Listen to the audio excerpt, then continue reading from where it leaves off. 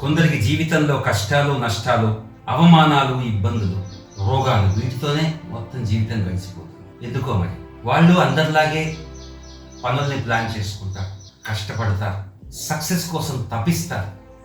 కానీ మెయిన్ స్ట్రీమ్కి వచ్చిన రిజల్ట్స్ వీళ్ళకి రావు. వీళ్ళ రిజల్ట్స్ అన్నీ కూడా నెగిటివ్గా ఉంటాయి. చివరికి వాళ్ళకి ఒక ప్రగాఢ మనోజ విషాద వేదన, డిప్రెషన్ మాత్రమే మిగులుతుంది. ఎందుకు అంటే ప్రారబ్ధం అని మనకు శాస్త్రాలు చెప్తాయి.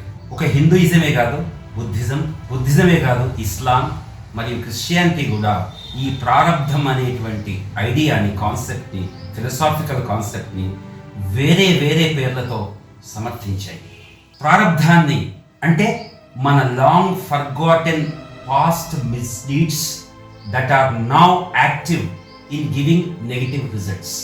ఎప్పుడో మనం చేసి మరచిపోయినటువంటి, అది గత జన్మ కావచ్చు, ఈ జన్మ కావచ్చు, ఎప్పుడో మనం చేసి మరచిపోయినటువంటి దుష్కర్మలు ప్రస్తుతం వ్యతిరేక ఫలితాలని, మన ఇబ్బంది పెట్టే ఫలితాన్ని ఇవ్వడంలో ఇప్పుడు యాక్టివ్గా ఉన్నాయి, క్రియాశీలకంగా ఉన్నాయి.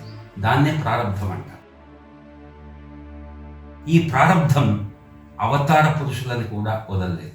ఈ ప్రారబ్ధాన్ని పూర్తిగా నలిఫై చేయడంలో, అంటే పూర్తిగా వాటి ప్రారబ్ధం యొక్క ఎఫెక్ట్ని, ప్రభావాన్ని తగ్గించడంలో పూజలు విఫలమయ్యాయి, దీక్షలు విఫలమయ్యాయి, జ్యోతిష్ శాస్త్రం విఫలమైంది, రెమెడీలు విఫలమయ్యాయి, చివరికి తాంత్రిక పూజలు, క్షుద్ర పూజలుగా విఫలమయ్యాయి. ఇది అనుభవైక వేద్యం, అందరి అనుభవంలోకి వస్తాం. For more such videos, please like, share and subscribe.